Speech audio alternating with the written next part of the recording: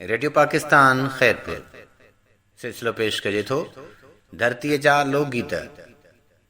अॼु हिन सिलसिले में जंहिं लोकगीत जे बारे में अव्हांखे ॼाण ॾींदासीं उहो आहे हमरचो।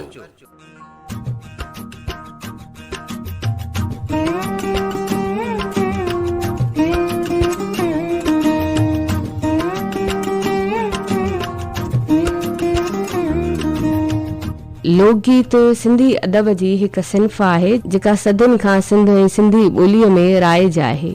लोकगीत अहिड़ी सिन्फ़ आहे जंहिंजो को बि शाइर न हूंदो आहे, पर ही लोकगीत अवाम जा लोकगीत हूंदा आहिनि या अवामी लोकगीत सॾिबा आहिनि। लोकगीत आम अवाम जे सकाफ़त ऐं अहसासनि जी तर्जुमानी कनि था। मोरो, हो जमालो, कोडाणो, हमरचो जहिड़ा लोकगीत सिंधी लोक अदब जो असासो आहिनि।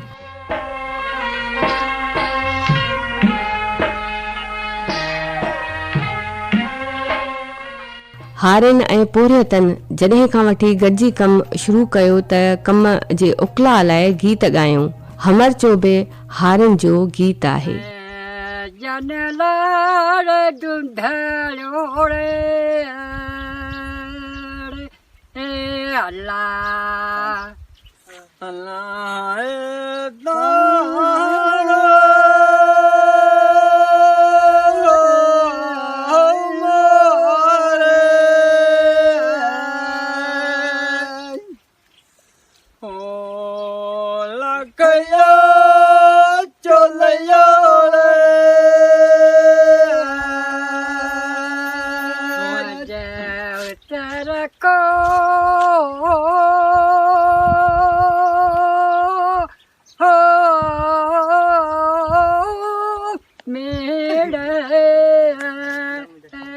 लोक शाइरीअ जे हिन क़िस्म में मक़ामी रीतुनि, रस्मुनि, रहणी कहणी, साठनि सोणनि, ख़ुशियुनि जे लोरनि ऐं नग़मनि तोड़े ग़म जे कैफ़ियतुनि खे बयानु कयो वेंदो आहे।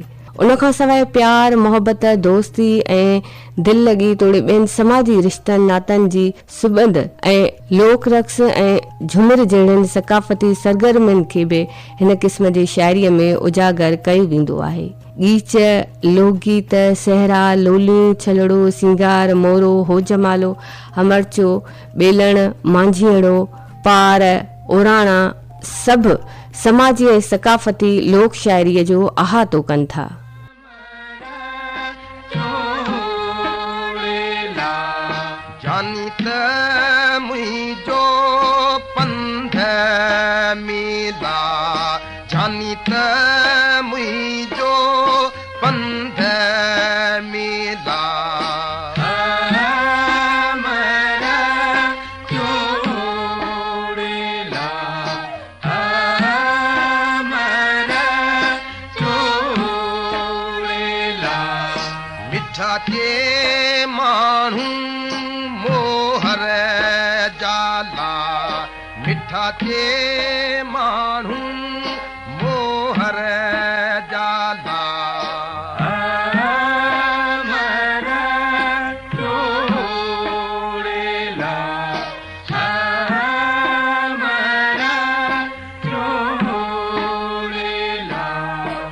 छाते पखी डंड जाला, अच्छा ते पखी डंड जाला।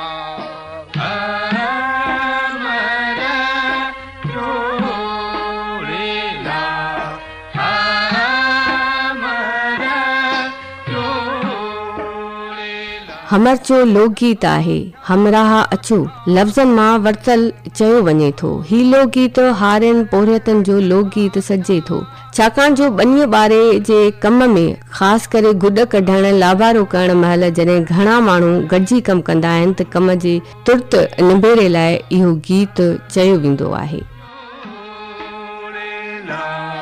जानी त मुंहिंजो जुव मीदा